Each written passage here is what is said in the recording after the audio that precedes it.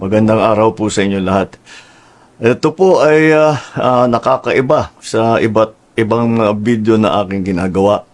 Dahil ito po ay tungkol sa isang magiting na sundalo natin na si Captain Jerome Hacuba, ODAS 146467 Philippine Army.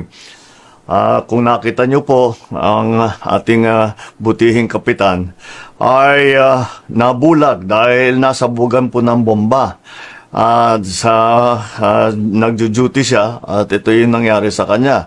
Ngunit pagkatapos siyang nabulag, ay nabigyan siya ng tinatawag na CDD or Complete Disability Discharge. Ibig sabihin, hindi na siya pwede sa military dahil nga hindi na siya pwede sa combat operation at nabulag na nga siya. Nung nakita ko yung video niya at pinag-isipan ko yung mga nangyari sa kanya, parang hindi tama. Dahil ito ay isang opisyal na itinaya na nga niya ang buhay niya para sa duty na, para ipagtanggol ang Pilipinas. At dahil sa ganyan, ay basta't bibitawan na lang natin.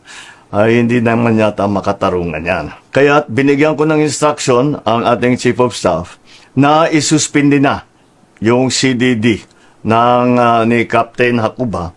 Bukod pa doon ay dapat ibigyan siya ng promotion dahil sa katapangan niya at gawin na siyang major.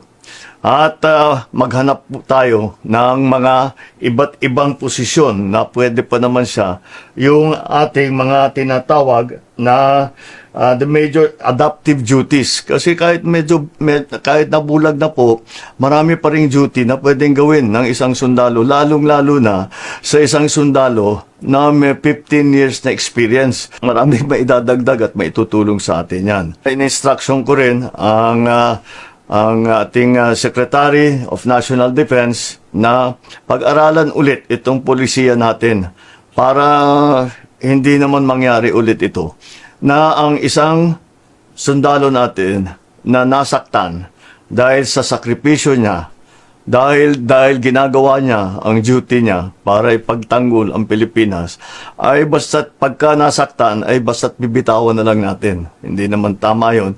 Kaya gagawa po tayo ng bagong polisiya sa CDD sa lalong madaling panahon. Ito ay para sa lahat ng ating mga sundalo na dahil sa ka-duty nila sila ay nasaktan, sila ay nagka-injury, ay dapat naman patuloy din ang ating pagkilala sa kanilang katapangan at sa kanilang sakripisyo.